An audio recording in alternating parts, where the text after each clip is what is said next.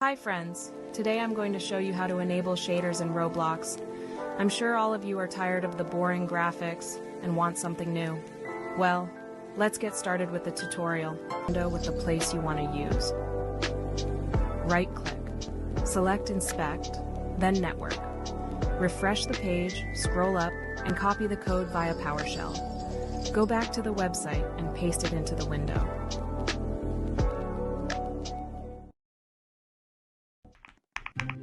As you can see, everything works. Have fun playing